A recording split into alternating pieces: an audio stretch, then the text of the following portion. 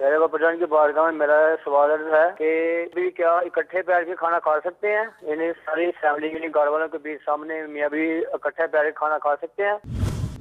اگر میاں بیوی ہیں اور ساتھ میں ساس اور سسر ہیں اور سمجھو کہ نندے بھی ہیں عورت کی، تو یہ تو مل کے کھا سکتے ہیں۔ اب اگر دیور اور جیٹھ بھی ہیں تو اب یہ دیور اور جیٹھ سے بھابھی کا پردہ ہے، تو اب یہ اس طرح مل کر نہیں کھا سکتے کہ دیور اور جیٹھ بھی وہاں بیٹھے اور یہ بھی بے پردہ بیٹھی ہوئی ہے۔ اگر وہاں پردہ ہے تب بھی وہ کلائی نظر آئے گی تو ہتھیلی نظر آئے گی، تو اس لیے اس کو مطلب وہ نقاب اٹھائے گی تو منہ نظر آئے گا۔ تو دیور جیٹھ یا کزن بھی بیٹھے ہوتے ہیں، بعض اوقات خاندان کے دیگر رشتہ دار ہوتے ہیں، تو ان کے ساتھ نہیں بیٹھ سکتی۔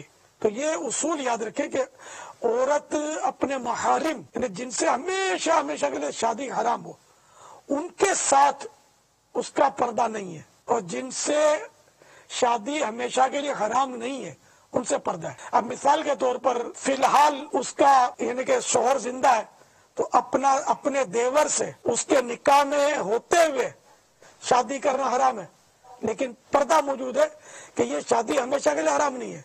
شوہر نے طلاق دی یا فوت ہوا تو عدت گزار کر یہ شادی کر سکے گی۔